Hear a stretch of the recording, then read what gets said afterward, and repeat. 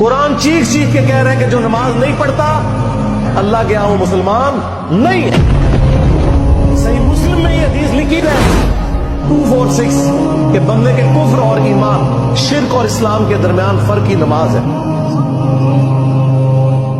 یہ حدیث مسلم میں ہی لکھی رہ گئی کہ ابن مسعود رضی اللہ تعالیٰ عنہ کہتے ہیں کہ جماعت کے ساتھ نماز پڑھنا یہ سنت خدا ہے، یہ تمہارے نبی کی وہ سنت ہے جو اللہ نے انہیں عطا کی، اگر اسے چھوڑ دو گے تو برباد ہو جاؤ گے۔ رسول اللہ کے زمانے میں اگر کوئی بیمار بھی ہوتا اور دو بندوں کے سہارے مسجد میں آ کے نماز پڑھ سکتا تو اس کی کوشش ہوتی کہ میں مسجد میں جماعت سے نماز پڑھوں، کہیں مجھے منافق نہ شمار کر لیا جائے۔ جماعت چھوڑنے پر رسول اللہ کے زمانے میں سمجھا جاتا تھا صلی اللہ علیہ وسلم کہ بندہ منافق ہے۔ صحابہ کرام کو، اہل بیت کو کب معلوم تھا کہ ایسی امت بھی آنے والی ہے جو آپ سے بڑا عشق رسول ہونے کا دعویٰ کرے گی اور نماز ایک نہیں پڑھے گی۔